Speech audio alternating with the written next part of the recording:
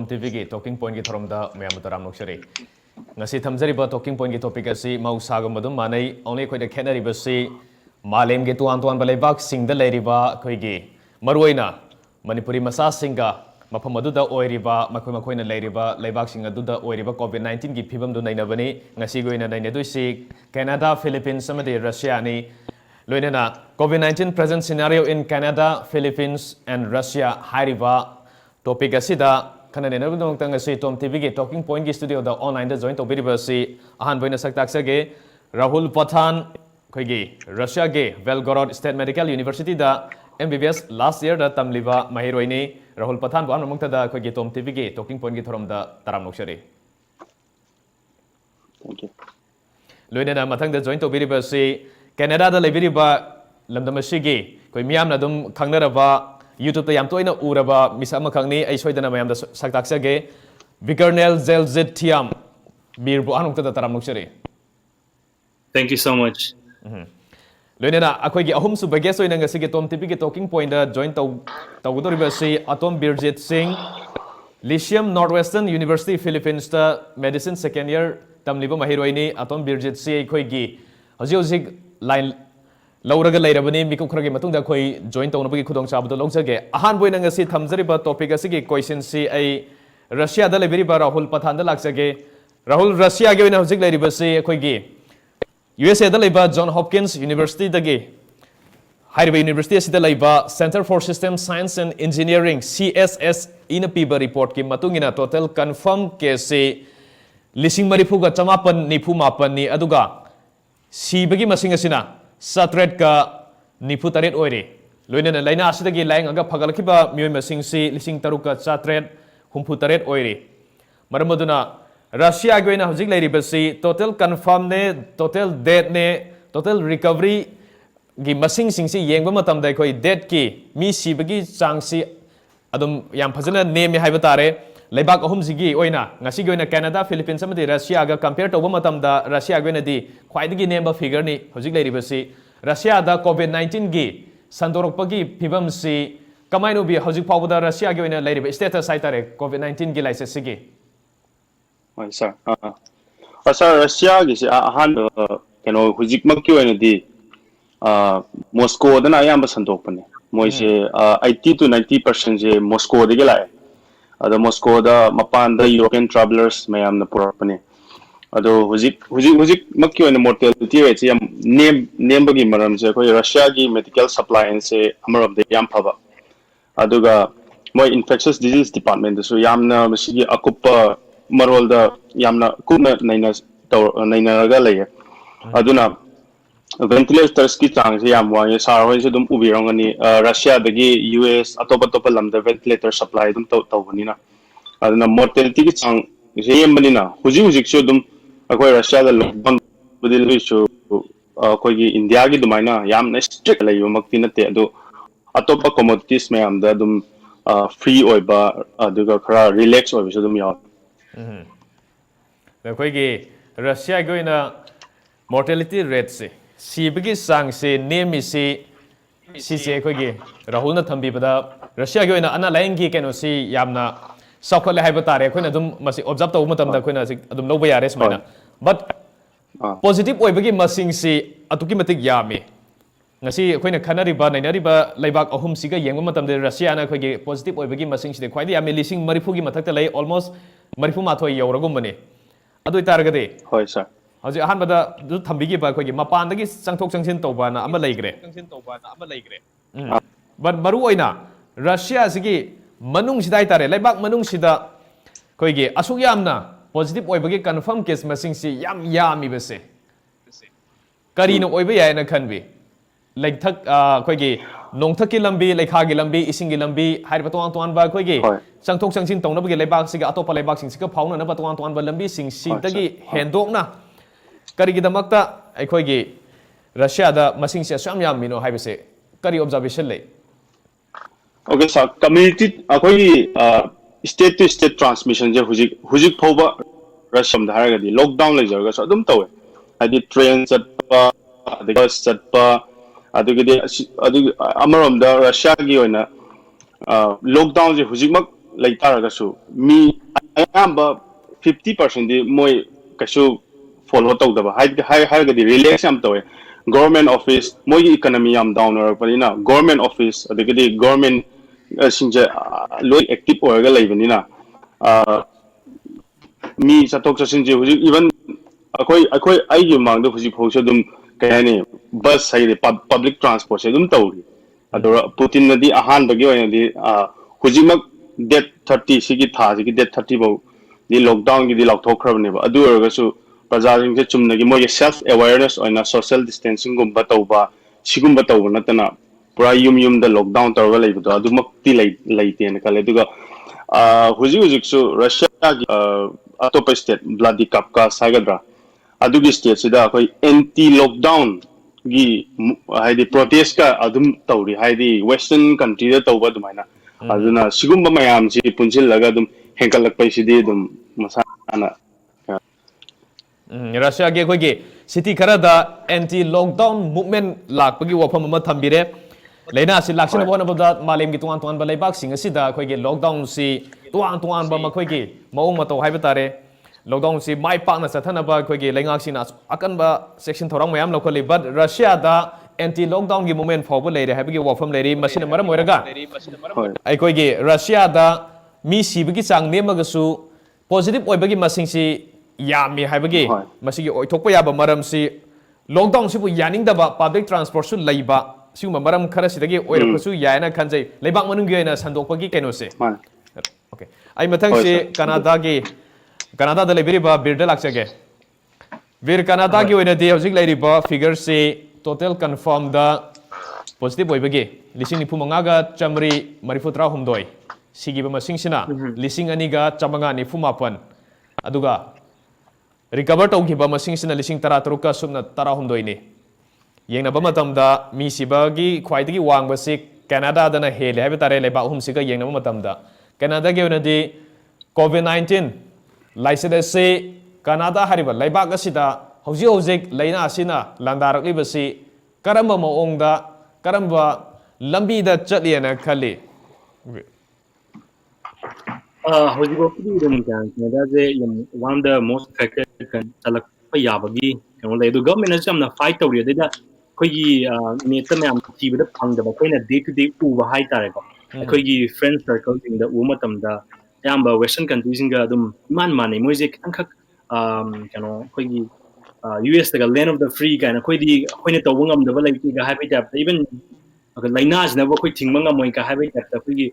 ꯌꯨꯝꯗ ꯐꯥꯖꯤꯟ ꯄꯨꯟꯖꯤꯜ ꯊꯝꯕꯁꯦ ꯍꯩꯅꯗꯕ ꯑꯗꯨꯝ ꯌꯥꯝꯅ ꯑꯩꯈꯣꯏ ꯒꯚꯔꯟꯃꯦꯟꯠꯒ ꯐꯨꯅꯗꯅ ꯆꯩꯅꯗꯅ ꯇꯧꯕ ꯅꯠꯇꯕ ꯑꯗꯣ ꯌꯨꯝꯗ ꯂꯩꯌꯨꯒ ꯍꯥꯏꯕꯗ ꯌꯥꯗꯕ ꯑꯗꯒꯤ ꯀꯩꯅꯣ ꯂꯣꯛꯗꯥꯎꯟ ꯃꯅꯨꯡꯁꯤꯗ ꯍꯥꯏꯕꯗꯤ ꯀꯝꯄ꯭ꯂꯤꯠꯂꯤ ꯂꯣꯛꯗꯥꯎꯟ ꯁꯠ ꯗꯥꯎꯟ ꯇꯧꯕ ꯅꯠꯇꯦ ꯑꯗꯨꯝ ꯏꯁꯦꯟꯁꯤꯌꯦꯜ ꯑꯣꯏꯕ ꯄꯣꯠ ꯆꯩ ꯑꯩꯈꯣꯏ ꯏꯁꯦꯟꯁꯤꯌꯦꯜ ꯑꯣꯏꯕ ꯗꯨꯀꯥꯟ ꯑꯩꯈꯣꯏꯒꯤ ꯋꯥꯜꯃꯥꯔꯠ ꯂꯣꯕ꯭ꯂꯣꯁ ꯃꯇꯝ ꯈꯔꯗꯤ ꯇꯦꯟꯁꯜꯂꯤ ꯑꯗꯨ ꯑꯣꯏꯇꯥꯔꯁꯨ ꯂꯣꯏꯅ ꯍꯥꯡꯉꯤ ꯁꯣꯁꯤꯌꯦꯜ ꯗꯤꯁꯇꯦꯟꯁꯤꯡ ꯇꯧꯋꯦ ꯑꯗꯨ ꯑꯣꯏꯇꯥꯔꯒꯁꯨ ꯑꯗꯨꯝ ꯃꯤꯁꯤꯡꯁꯦ ꯑꯗꯨꯝ ꯌꯥꯝꯅ ꯃꯄꯥꯟ ꯊꯣꯛꯄ ꯑꯗꯒꯤ ꯑꯗꯨꯝ ꯀꯣꯏꯆꯠ ꯆꯠꯄ ꯑꯗꯒꯤ ꯃꯔꯛ ꯃꯔꯛꯇ ꯏꯃꯥꯟꯅꯕ ꯃꯅꯨꯡ ꯃꯔꯛꯇꯐꯥꯎꯗ ꯄꯥꯔꯇꯤ ꯇꯧꯕ ꯃꯌꯥꯝ ꯊꯣꯏꯗꯣꯛꯅ ꯌꯥꯎꯅꯔꯤ ꯍꯥꯏꯖꯔꯤꯕ ꯑꯗꯩ ꯁꯨꯝꯕ ꯃꯌꯥꯝ ꯑꯩꯈꯣꯏꯒꯤ ꯈꯤꯇꯪꯈꯛ ꯐ꯭ꯔꯤ ꯆꯠꯄ ꯁꯤ ꯃꯌꯥꯝꯁꯤꯅ ꯈꯤꯇꯪ ꯃꯁꯤꯡ ꯅꯝꯕꯔꯁꯦ ꯍꯦꯟꯒꯠꯂꯛꯄꯅꯤ ꯍꯥꯏꯅ ꯑꯍꯥꯟꯕ ꯄꯣꯏꯟꯠ ꯊꯝꯖꯒꯦ ꯑꯗꯨꯒ ꯑꯅꯤꯁꯨꯕꯗ ꯑꯩꯈꯣꯏ ꯒꯚꯔꯟꯃꯦꯟꯠꯀꯤ ꯁꯥꯏꯠꯇꯒꯤ ꯍꯥꯏꯕ ꯇꯥꯔꯒꯗꯤ ꯌꯥꯝꯅ ꯀꯩꯅꯣꯁꯨ ꯑꯩꯈꯣꯏꯒꯤ ꯄꯕ꯭ꯂꯤꯛ ꯍꯦꯜꯊꯇꯁꯨ ꯌꯥꯝꯅ ꯆꯦꯛꯁꯤꯟ ꯊꯧꯔꯥꯡꯁꯦ ꯌꯥꯝ ꯂꯧꯔꯤ ꯑꯗꯨꯒ ꯑꯌꯥꯝꯕꯅ ꯃꯣꯏꯒꯤ ꯍꯦꯜꯊ ꯕꯦꯅꯤꯐꯤꯠꯁ ꯏꯚꯟ ꯀꯩꯅꯣꯒꯤ ꯁꯤ ꯀꯣꯔꯣꯅꯥꯅ ꯃꯔꯝ ꯑꯣꯏꯔꯒ ꯑꯩꯈꯣꯏꯒꯤ ꯖꯣꯕ ꯂꯦꯠ ꯑꯣꯐ ꯃꯌꯥꯝ ꯇꯧꯕ ꯕꯤꯖꯤꯅꯦꯁ ꯂꯦꯠ ꯑꯣꯐ ꯃꯌꯥꯝ ꯇꯧꯕ ꯑꯗꯒꯤ ꯍꯧꯖꯤꯛ ꯇꯧꯔꯤ ꯃꯌꯥꯝꯁꯤꯗ ꯐꯥꯏꯅꯥꯟꯁꯤꯌꯦꯜ ꯍꯦꯜꯊ ꯑꯗꯩ ꯃꯣꯅꯤꯇꯔꯤ ꯍꯦꯜꯊ ꯃꯌꯥꯝ ꯑꯃ ꯑꯗꯨꯝ ꯄꯤꯔꯤ ꯁꯥꯇ꯭ꯔ ꯃꯌꯥꯝꯅꯁꯨ ꯏꯚꯟ ꯌꯨꯅꯤꯚꯔꯁꯤꯇꯤ ꯀꯣꯂꯦꯖꯁꯤꯡꯗ ꯑꯩꯈꯣꯏꯒꯤ ꯀꯣꯔꯣꯅꯥꯅ ꯃꯔꯝ ꯑꯣꯏꯔꯒ ꯂꯥꯏꯔꯤꯛ ꯄꯥꯕ ꯌꯥꯗꯕ ꯋꯥꯈꯜꯒ ꯈꯤꯇꯪ ꯅꯨꯡꯉꯥꯏꯇꯕ ꯂꯩꯕ ꯇꯥꯔꯒꯗꯤ ꯑꯩꯈꯣꯏꯒꯤ ꯑꯗꯨꯝ ꯑꯩꯈꯣꯏꯅ ꯃꯔꯝ ꯄꯤꯔꯒ ꯑꯦꯛꯖꯥꯝ ꯔꯤ ꯊꯥꯕ ꯌꯥꯕꯒꯤ ꯑꯣꯄꯣꯔꯆꯨꯅꯤꯇꯤ ꯃꯌꯥꯝ ꯑꯃꯁꯨ ꯄꯤꯔꯤ ꯃꯌꯥꯝ ꯇꯣꯉꯥꯟꯅ ꯔꯤꯂꯦꯛꯁꯦꯁꯟ ꯃꯌꯥꯝ ꯑꯃꯗꯤ ꯄꯤꯔꯤ ꯑꯗꯨ ꯑꯣꯏꯇꯥꯔꯒꯁꯨ ꯃꯦꯟ ꯑꯣꯏꯕ ꯐꯣꯀꯁ ꯑꯩꯅ ꯇꯁꯦꯡꯅ ꯍꯥꯏ ꯇꯥꯔꯒꯗꯤ ꯀꯜꯆꯔꯁꯦ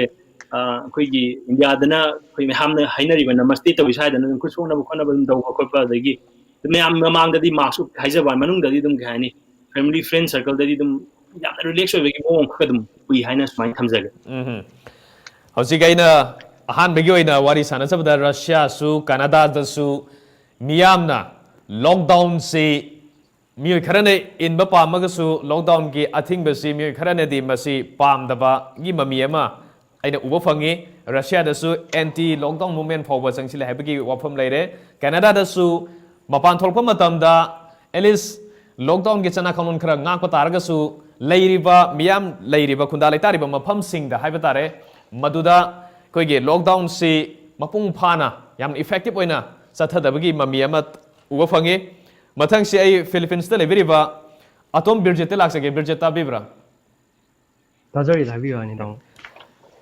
ꯐꯤꯂꯤꯄꯤꯟꯁꯀꯤ ꯂꯩꯔꯤꯕ ꯐꯤꯒꯔꯁ ꯑꯩ ꯍꯥꯏꯐꯦꯠ ꯊꯝꯖꯔꯛꯀꯦ ꯇꯣꯇꯦꯜ ꯀꯟꯐꯥꯔꯝ ꯀꯦꯁꯇ 8,967 ꯑꯗꯨꯒ ꯁꯤꯕ ꯃꯁꯤꯡꯁꯤ 501 ꯑꯗꯨꯒ ꯔꯤꯀꯚꯔ ꯇꯧꯈꯤꯕ ꯃꯁꯤꯡ ꯂꯥꯏꯌꯦꯡꯉꯒ ꯐꯒꯠꯂꯛꯈꯤꯕ ꯃꯁꯤꯡꯁꯤ 962 ꯑꯣꯏꯔꯤ ꯃꯁꯤ ꯑꯩꯅ ꯇꯣꯀꯤꯡ ꯄꯣꯏꯟꯒꯤ ꯃꯃꯥꯡꯗ ꯂꯧꯖꯈꯤꯕ ꯗꯦꯇꯥꯅꯤ ꯁꯤꯒꯤ ꯃꯇꯨꯡꯗ ꯍꯧꯖꯤꯛ ꯍꯦꯟꯒꯠꯂꯛꯄꯁꯨ ꯌꯥꯏ ꯍꯟꯊꯔꯛꯄꯁꯨ ꯌꯥꯔꯤ ꯑꯗꯨꯕꯨ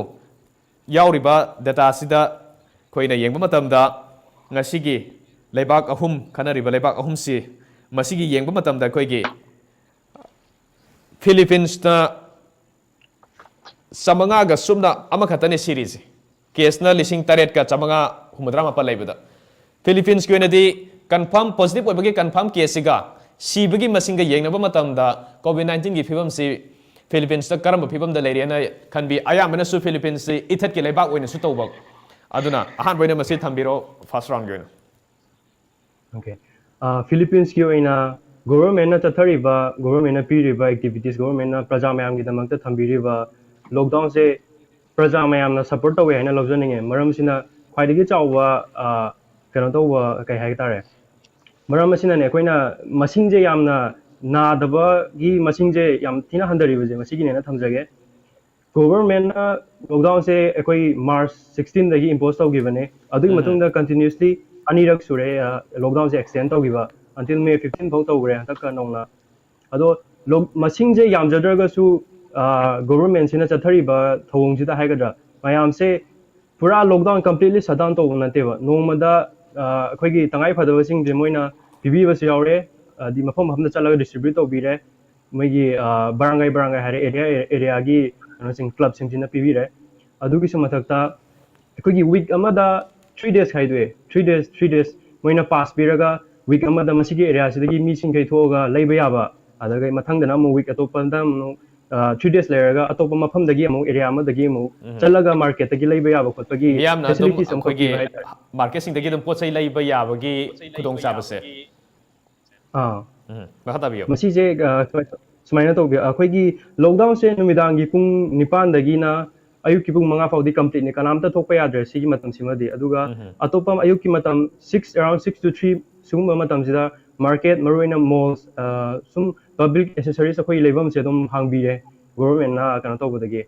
adu phajana quarantine je akoi phajana su yumda sum self quarantine tawjari aduga mapan thopa kanda su official sing sina phajana dum maintain tawbi moisu general or su enhanced community quarantine or su phajana maintain tawbiri adagi this social distancing thami aduna mayam sigi pulap punchalaga aina hajaning base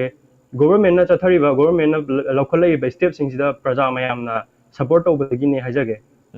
masingji yam handari base hojike koina atom virgin thambiri se numidang pung 9 dagi ayuki pung 5 fawbo se lockdown complete lockdown ne na haibigre ko adu taragadi ayuki pung 5 gi matung dagi na pung numidang gi pung 9 gi mamang fawbo se masidadi normal life adum layena lawbi doira karamba phibam da legi normal taseng makti normal ti yadre maramdi pung ayuki pung 5 dagi na numidang gi pung 9 tari marak sida yum amadagi darkar leiba adi akaknaba mi pass pairaga tholakani aduga magi lebam thokpa accessory da maram charaga di ma chatkani aduga leiruni aduga atai matam mall singsina nganna 3 hours pung nungdin gi pung 3 sibawda hangbiraga sigi manung sida darkar leiba sing je koina koi queue lepna gi mayam chatpa ganda distancing thammanina kuina dikar change around 3 to 4 hours changbusu yawe poche leiba matamda kuina di change adu erasu pung sing se tadi mayam se adum adjust to wanga me haijaba tare time se aduga pung ahum gi matung sida public ki transport oina di amta leijadre maram sida public transport am da chendre isa gi vehicle leragadi isa na thwe kaiguma upai letraga su akoi jum isa su dum thokchare khong na dum thwe adu upai leitamina akoi luggage bag kumba dum pura chale poche mayam leibanina thokpa su farak tabnina toina faina tawraga hairiba matam asida akoi gi essential servicing leibagi khudong chaba ma su piba miyamna khanaba pass ama pairaga but aina sida muka makha tana hangjaning isi karigumba sigi some relaxation khara di lei ri dena ko pung khara sida adu taragadi lockdown su chathaba relaxation su thamba aduna relaxation se masi daytime da su oidoi lei duise adu taragadi leibak adu da COVID-19 makata na hena sandrukpa yabagi oithokpadi leiroidabra adum fazana masi akoge lockdown chathariba pungkhara ge muk lockdown chathaba pungkhara ge namuk komthokpasi masina adum yari na adum khanbibra hojiki oinadi fibam je hena lusilakani na khanbibra hoy agi mod oinadi hajaba taradi fibam se lockdown sina effective ti oire adi pura shutdown natraga ju khara hangi basida di effective oire akogi population ji ge yenaraga di effective oire na lojage from the positive oire case yam thina handagre hajariba duga akogi lockdown se kana tawraga su khudamaina koi thongan thokpa matamda natraga barangai haire side di area se ada barangai je thokpa matamda moi gi check point leye check point sida gi moina maram charaga di thadorakane be khoi se chatpa yaraga di aduga pass in white ba koi maitai macha manipur macha sing pau khona ba kanda pass kin white ba su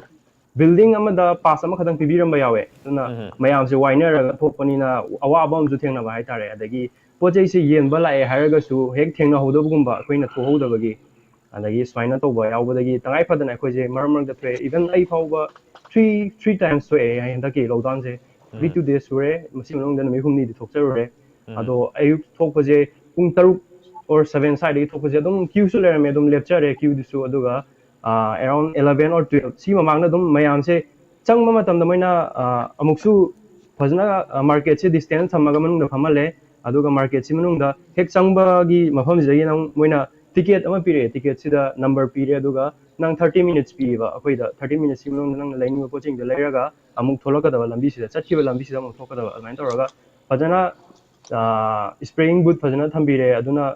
control tawre na lojage lockdown se pura thing bana traga su henjan de na lojage Baroina akogi Philippines sari balebaga si tuang ba ithat mayamna su semana marang oiraga isolated oina akogi island sing se ithat sing se tuang na su leiba yam ka hena chawbu su nataba geographical area da yengba matamda maramaduna akogi masi fazana lockdown oiro any thaba ma laga na lakhapa matamda kitang effective oina chathan bada khudong sab amasu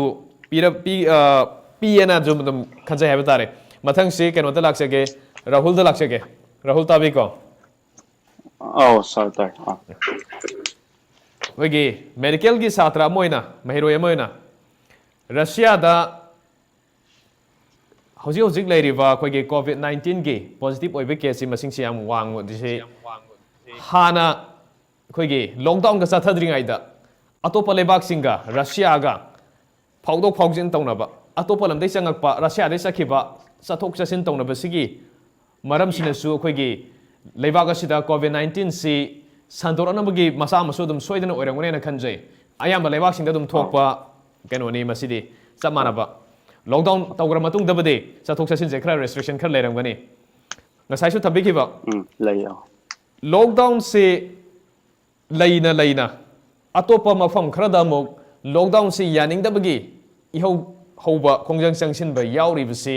mamang da su koi Rahul na khara di thambi kre sel thungi phibam khara phattaba jaga bu oirasu ama oirasu but main problem si lockdown si yaning dri si gi maram si maroi ba si kari no oiba ya na khanbi hadi lockdown je sum lesilawni na koi gi hadi akoi essential commodities lai taraga su akoi gi ning bamak tetna akoi gi lowning ma pot adagi di chatning ba thabak kaya mo su chingjile duga akoi gi som su khangbiram ani Russia gi di akoi gi waste per hour gi moi gi khusuman gi chang yam ngeme aduna suri ge pisa phangmane su jakan da pisa phangde ba Russia gi di adu Russia di taw ni na lam du gi government gi matungi na moi gi president na lam du government gi matungi na moi gi wages lepani na Moscow aduga akoi gi sigi ai leba Belgorod sidasu moi akoi gi government na akoi gi mamangi man chalau thoki su draga su akoi thabak tau draga su tolop moi gi thagi wages ti compulsory pi ga dong na hana bu hai ba wa si Russia masapum country da di masima kesu chalai bo oidabani na ꯀꯔꯤꯒꯨꯝꯕ ꯑꯇꯣꯞꯄ ꯆꯂꯥꯏꯗꯕ ꯀꯟꯇ꯭ꯔꯤꯗꯨꯗꯗꯤ ꯃꯈꯣꯏꯒꯤ ꯀꯣꯃꯣꯗꯤꯇꯤꯁꯦ Russia ꯍꯥꯏꯕ ꯂꯝꯁꯤꯗ ꯑꯌꯥꯝꯕ import export ꯉꯥꯛꯇꯅꯦ ꯑꯩꯈꯣꯏꯅ ꯍꯧꯖꯤꯛ ꯆꯥꯔꯤꯕ ꯑꯩꯈꯣꯏꯅ ꯑꯌꯨꯛ ꯅꯨꯡꯗꯥꯡ ꯆꯥꯔꯤꯕ ꯄꯣꯠꯁꯤꯁꯦ ꯂꯣꯏꯅ ꯏꯝꯄꯣꯔꯠ ꯑꯦꯛꯁꯄꯣꯔꯠ ꯉꯥꯛꯇꯅꯦ ꯑꯌꯥꯝꯕ ꯐ꯭ꯔꯦꯁ ꯍꯥꯏꯕ ꯐꯪꯗ꯭ꯔꯕꯅꯦ ꯁꯝꯃꯔ ꯃꯇꯝꯗ ꯈꯛ ꯑꯩꯈꯣꯏ ꯐ꯭ꯔꯦꯁꯀꯨꯝꯕꯁꯦ ꯐꯪꯉꯦ ꯑꯇꯣꯞꯄꯗꯤ ꯐ꯭ꯔꯣꯖꯟꯒꯨꯝꯕ ꯑꯗꯒꯤꯗꯤ ꯑꯦꯛꯁꯄꯣꯔꯠ ꯇꯧꯔꯛꯄ ꯄꯦꯀꯦꯖꯤꯡ ꯉꯥꯛꯇ ꯑꯣꯏꯕꯅꯤꯅ ꯃꯌꯥꯝꯁꯦ ꯊꯤꯡꯖꯤꯟꯈꯤꯕꯅꯤꯅ ꯀꯩꯒꯨꯝꯕ middle class lower class family ꯀꯌꯥꯁꯨ ꯂꯩ ꯃꯣꯏꯗꯗꯤ ꯑꯗꯨꯛꯀꯤ ꯃꯇꯤꯛ ꯑꯋꯥꯕ ꯆꯩꯊꯦꯡ ꯑꯃꯗꯣ ꯑꯣꯏꯕ ꯑꯗꯨꯒꯤꯗꯃꯛꯇ ꯍꯧꯅꯔꯛꯄꯅꯦꯅ ꯈꯟꯖꯩ ꯑꯩꯒꯤ ꯃꯣꯠꯇ ꯂꯣꯛꯗꯥꯎꯟꯁꯤ ꯑꯩꯈꯣꯏꯒꯤ ꯀꯌꯥꯝ ꯀꯨꯏꯔꯕꯅꯣ ꯆꯠꯊꯔꯛꯏꯁꯦ ꯍꯥꯏꯐꯦꯠ ꯅꯤꯡꯁꯤꯡꯕꯤꯕ ꯂꯩꯕ꯭ꯔꯥ ꯏꯁꯥꯒꯤ ꯑꯣꯏꯅ ꯌꯥꯏ ꯍꯧꯖꯤꯛ ꯃꯃꯥꯡ ꯃꯥꯔꯆꯀꯤ ꯇꯥꯡ 19ꯗ ꯑꯩꯈꯣꯏꯁꯦ ꯂꯥꯎꯊꯣꯔꯛꯄꯅꯦ ꯄꯨꯇꯤꯟꯅ ꯄ꯭ꯔꯦꯁꯤꯗꯦꯟꯁꯅ ꯑꯦꯅꯥꯎꯟꯁꯃꯦꯟ ꯇꯧꯔꯛꯄꯅꯦ ꯑꯗꯨꯕꯨ ꯑꯩꯈꯣꯏ ꯇꯥꯡ 24 ꯐꯥꯎ ꯌꯨꯅꯤꯚꯔꯁꯤꯇꯤꯗꯤ ꯀꯥꯏ ꯌꯨꯅꯤꯚꯔꯁꯤꯇꯤ ꯇꯥꯡ 24 25ꯗꯒꯤ ꯌꯨꯅꯤꯚꯔꯁꯤꯇꯤꯅ ꯑꯩꯈꯣꯏꯗ ꯂꯥꯛꯈ꯭ꯔꯦ ꯑꯗꯨꯝ ꯂꯥꯟ ꯑꯣꯏꯅ ꯑꯗꯨꯒꯤ ꯃꯇꯨꯡꯗ ꯇꯥꯡ 19ꯗꯒꯤ ꯑꯍꯥꯟꯕ ꯐꯥꯔꯁ ꯐꯦꯁ ꯑꯣꯏꯅ ꯇꯥꯡ 19 ꯃꯥꯔꯆꯀꯤ ꯇꯥꯡ 19ꯗꯒꯤꯅ ꯑꯦꯄ꯭ꯔꯤꯜꯒꯤ ꯗꯦꯠ 4 ꯐꯥꯎ ꯑꯍꯥꯟꯕ ꯇꯧꯋꯦ ꯑꯁꯤꯒꯤ ꯃꯅꯨꯡꯁꯤꯗꯁꯦ ꯑꯃꯔꯣꯝꯗ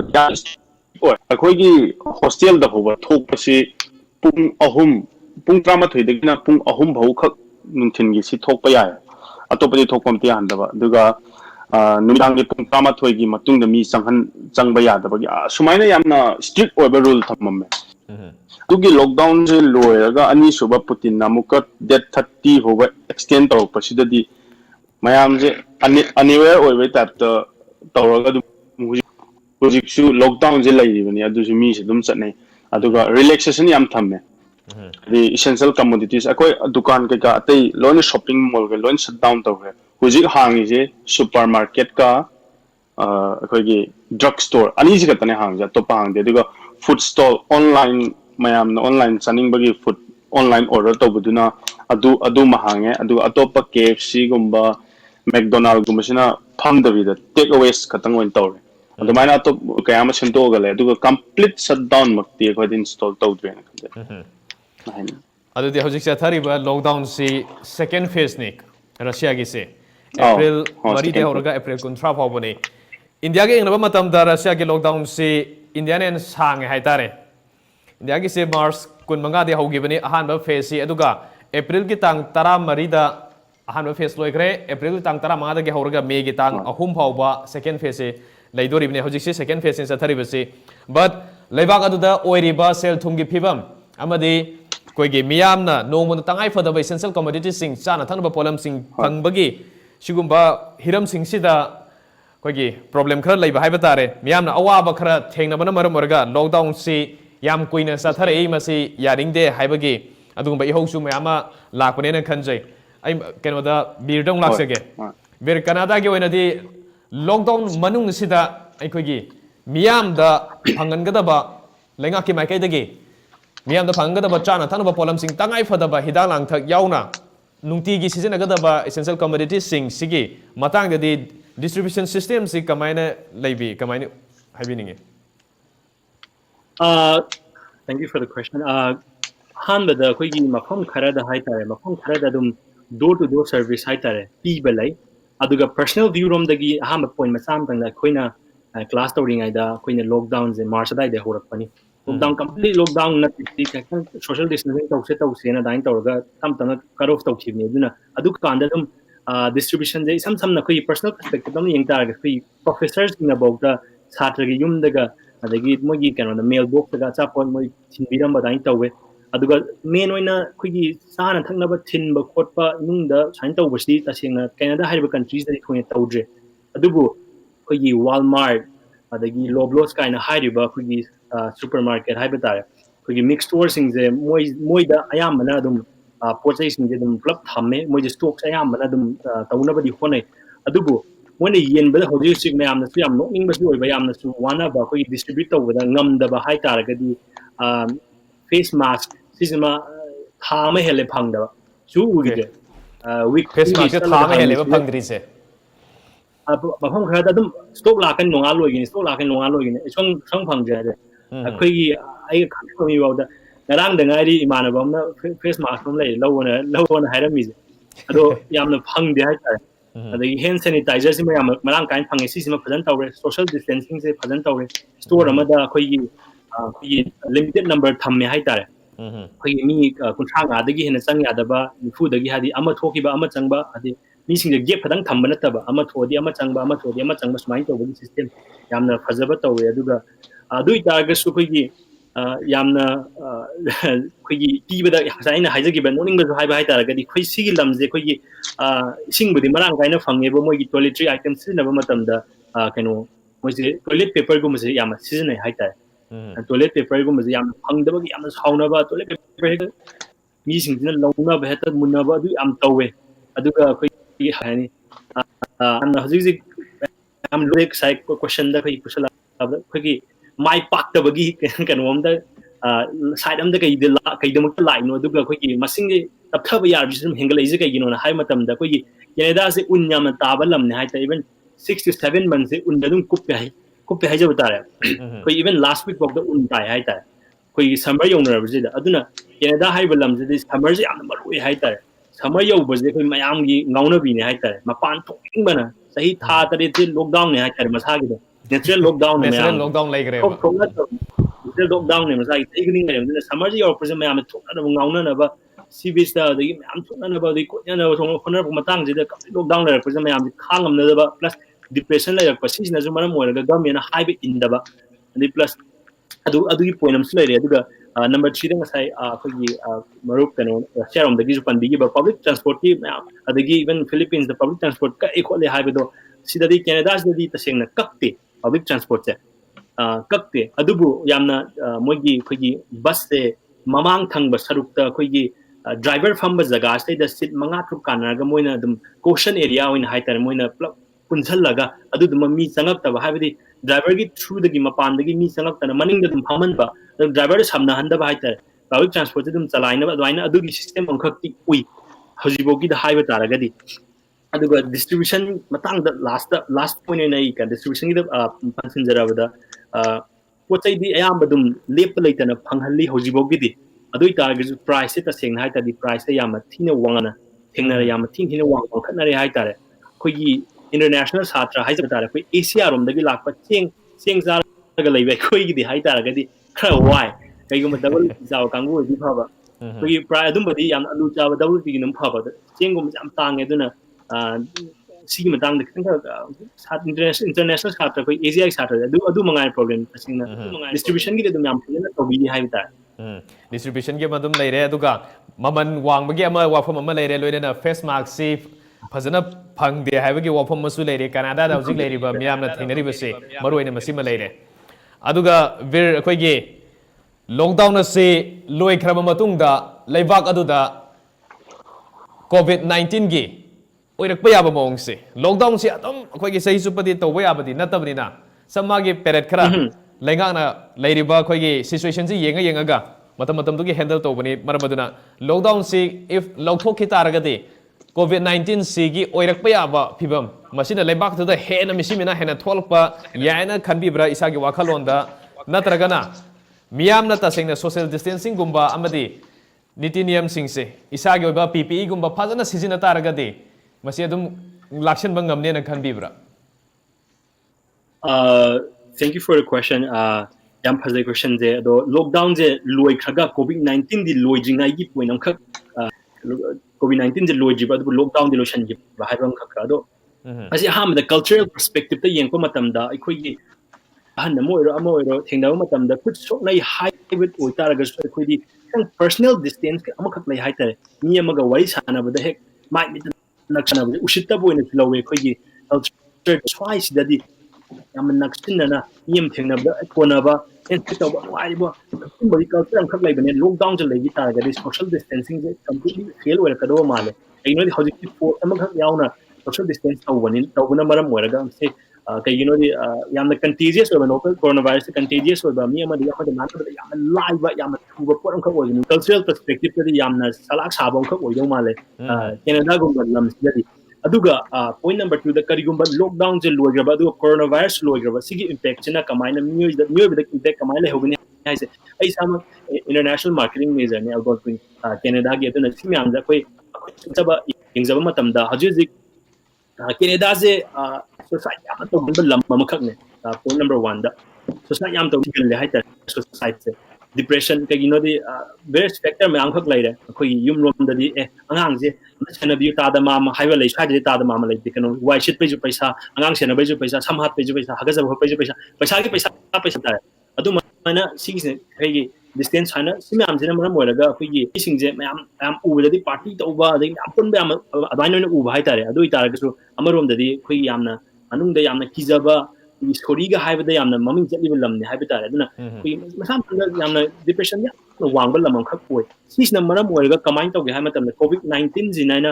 covid 19 jina germophobia hai tare khoi gi sidagi di khoi mi je khut sona ki bam khak lai ha mi jing je elevator da chalo ha ba yarak tre public transport chalo ha ya missing the key moi da aki bam ka am develop to ren haije batar sis na maram oira ka business ka am impact to ke hayo matam da koi personal store me am je how se canada da koi khara hang haije batani ayam oina lotion hai tare personal brick and mortar store me am je asingna adu na maram oira ka amazon gumba ebay gumba adagi mayam ji shoot na business perspective kap khate hai batar koi yamna laiba ka do business perspective line lai hai tare okay lady pibam se koi gi canada ge no di mi si basi lising ali gi mathak ni series se public transport kumba musgum se dum operate to bani na public transport mi amna season ba matam da social distancing se phajana muk maintain to draba loine na lam du gi ori ba koi gi khunai gi general punsirol da masiga koi gi hojik laina covid 19 se laksin ba hona ba da paikhalai ba thoksil thorang mayam siga muk susan adragadi hena amuk khudong thinai oirakpa hena phibam lusilakpagi phibam su oibiyai natragana atopa mada amuk lengakna ana laengi thabak thoram si yam kai hena masi phajana fagat halaba adoi taragadi amuk mi sibigi chang si handan basu amuk yai but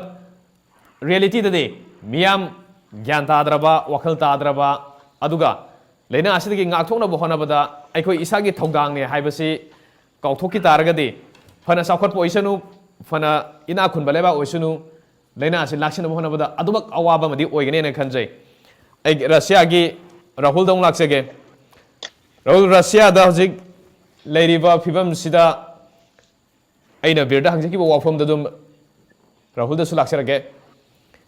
lockdown si matam sangna su sathar e haibagi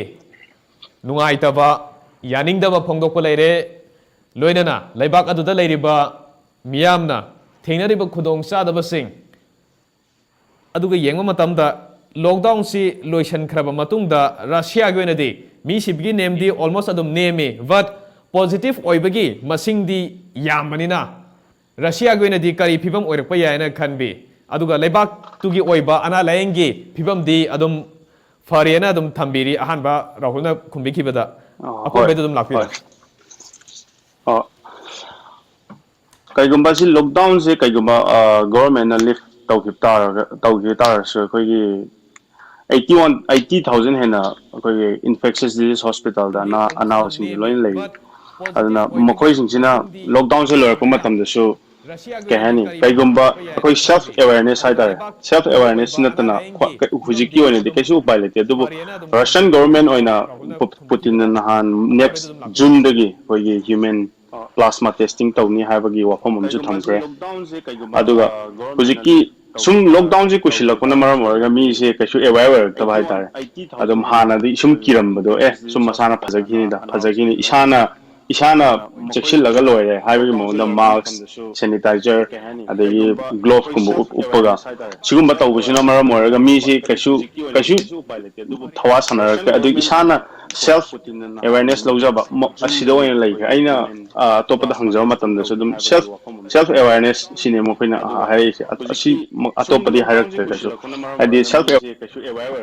anabagi sangje control tawani adubu aigi motadi lockdown je kaigum hangtokkiba taragadi akoigi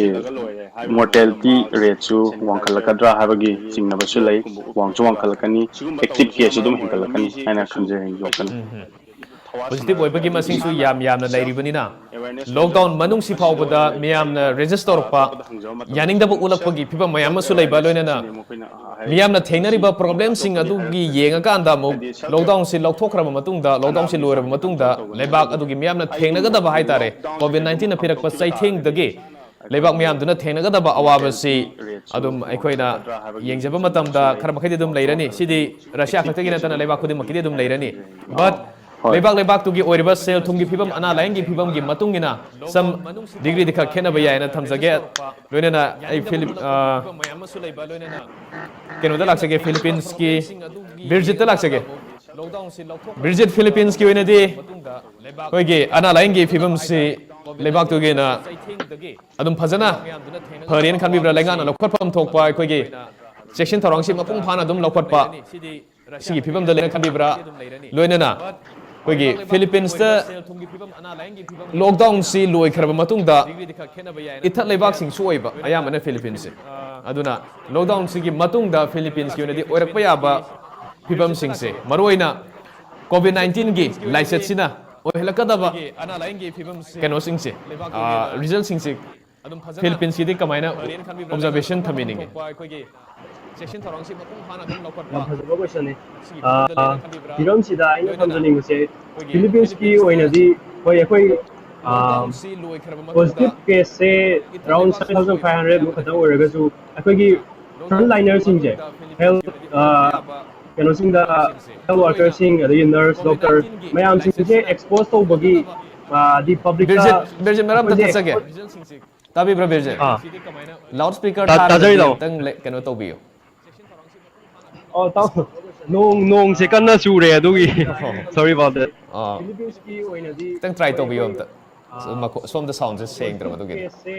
around 7500 mu khata oraga su akoi ki front liners sing je tabi ra bata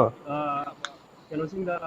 health worker sing adi nurse doctor mayam sing je expose to bagi tai habi makha sa thabiro BIRJIT mera amta sake okay akoi ki Philippines ki oinadi front liners sing je ngasai haije gi bedo positive case oriba 7500 yam video simmer sida frontliners in 15% height di 1100 sang bu chang the frontliners je dum effect oriba sida leba khudima gisu haibi leba khudima gisu dum doctor sibana mayam yauna kre ado hiram sida so Philippines ki oina su doctor na ba yauri doctor siba yauri si oina di comment se leba khumna makine akhoi su government na tori basida health authorities sing su phajana dum support to wena logjarage adi moi sacrifice tawraga masagi yeng da bida praja mayam sigi da makta keno to jaina lawa hajarage aduga akhoi ki lockdown se amarom da di lockdown se thamba se Philippines ki oina di yamna effective oina hajage hoji ori ba phibam sida mayam su khangbi oni Philippines se island ngata ni adu sima takta population je yam dro su mayam je free and frank oina amadi amaga yam na ka hetare amaga songna samna tawdra su wari watai sana boy ro amaga frank yam oiba country ne na hajage maram sina hojik lockdown se lokthokpa matamda adi COVID-19 se loading da lokthokragadi mayam je ai gi mota hamu tagada na adi case hengala kadana hinjage koi hojiki oina di lockdown leibak ayambada hairiba lockdown sing se karima noi lokthok ki taragadi case se dum masana dum kharadi dum wangkhalani miyam punbagi sang hengalakani social distancing ki wafum kaunarakani aduga face mask hand sanitizer mayam si seasonable si koi kitang thawa sarakta basu yai but lockdown si adumak adum chatharaga laibana di amuk masigi effect mayama lakada marga lockdown si chatharaga su karama mongda chathagada ge haibagi matang da leibak ton leibak sing sigi leingak sing sina muk khanarakani haibagi wafam je thamjage adai lo shalpada tentana lakcharage pungse loi ayamana loire birthday hokjarage vir Canada da aikoigi miyam da awareness pibagi thabakse lenga ki maikai dagi haksel loi sangi health ministry ki maikai dagi miyam da aikoigi awareness piba wakhal tahan bagi matang sidadi kamaina ubi hojik yam passion like oina sandor ise sigi matang da thank you for the question ahan da aikoigi kano se pakan mayam gyan tahan bagi kano sidi seng ha tari moi 24/7 COVID-19 se dum tawlera tai ke shoot news coverage of this point number 1 point number 2 da ayamana bus station sing da the billboard ayamana sida koi COVID-19 koi gi ek kai gumba symptoms mayam kai gumba kari tor ko da gadi kanada phone tawgani kadawgani adu haibagi mayam leire aduga koina leiriba apartment sing anything residential area anything si mayam sing the billboard adigi masam sa adigi flying boards mayam adagi display board mayam am thamaga adum sisima loina phajana sizinare even university singda colleges singda professors singina my students singda personal reach out tawraga personal mail da mayam phaba khotpa de si mayam sima government gi site gi awareness tawnabadi tasengna sigi step step la hoina tawri na haijaba tare adubu mayamna kano makha tabi tension biro ai aroi bana question amadan thesaurage Canada ge whole countries da karamba city na haibata karamba area na khwaidagi soan badi area ju phawbada simatanga khangjaninge I didn't really look up on that adugu and I believe Toronto je yamna affected area one of the affected area in haina thamjage perfectly seasna khwaidagi area ni tapsabri khangjaden Toronto je yamna kagino di mixed culture like bagi seasna jumar mo khal thank you koi gi mapam pham du leiriba kunai gi general punsirol siga su yamna mari leina bai tare koi gi social distancing bu oiro natraga na tuan ba lockdown gi niti niam sing ngang na sat pasida akoi gi hainabi sisu yamna maru ni ani si susan ana sat pasisu yamna maru na thandage lockdown manung si aduga ai tentana lo shalakpada kenoda Rahul da laksege Rahul Russia gi na di Moscow se khwaidagi sonba keno se oidorabani ahanba Rahul na thabi khibada aduna Russia gi na di leba adugi miyamda hojing miyamna thenari basisu koigi sel thumgi phibam soksilakpagi problem amsu thengnaba loinana sana thangnaba tangai phadaba polam sing marang kaina amadi matam chana ahongba mamalda yamna reasonable rate ta phajana miyamna phangdabagi adugumba khudong chadabasu mayam adu mayok narangani maraksida COVID-19 se laksin ana bahonabada lockdown howdringai dagi hauna lockdown se chathadringai dagi hauna laingana paikatpa thabak thoram singda karamba comment pibiningi satisfied adum oibibra kari wafam pibiningi yam nuwajer lockdown howdrikanda akogi laingana paikatpa haigadi akogi disinfected road sida akogi gari truck toroga mogi disinfection se khoi nakanda loy kapthokpi sima tawre aduga bus akoi public transport station khudingi akoi any akoi passenger na touch tawramba yaba mafam khudimak disinfected tawba hore aduga akoi gi samna aina lai akoi hostel sin nungti gi doctor lae numidang da akoi check up hangba lae temperature laibra haba nungti gi doctor check up lae plus akoi gi supermarket or any shopping mall shopping complex any store mogi thongi mamang sida khoi disinfected gede sanitizer saloni khil adu compulsory ni changba thokpa adu dum khoi sinau haibagi rule am ta public distancing social distancing le the supermarket ta khoi queue the lepo su meter ani si mayam na haina bagi darkar leite sigi oina di amarom de khwai phaba haragadi moi masa na di loina gi hanta je Yanwajing asi TOMTV ki thamjari ba topic COVID-19 present scenario in Canada, Philippines and Russia. Hari ba topic asi da tuan ba lebak sing asi da lebiri ba Russia da lebiri ba Rahul Pathan, loina na Philippines da lebiri ba BIRJIT, amadi Canada da lebiri ba BIRKARNELZELZIT THIYAM. Ngasi gi talking point gi thorom da online ki khutang da thorom ya saruk ya biduna ngasi ki thorom pum pham bidum makta guest on bom kana thagachare. Thank you. Thank you. Ngasi ko na di TOMTV ki talking point ki thoram matang se lo sinjare hang ano topic amag lo na mayam ngana ngajaram ge ngasi ko na di mayam ko na khurumjare.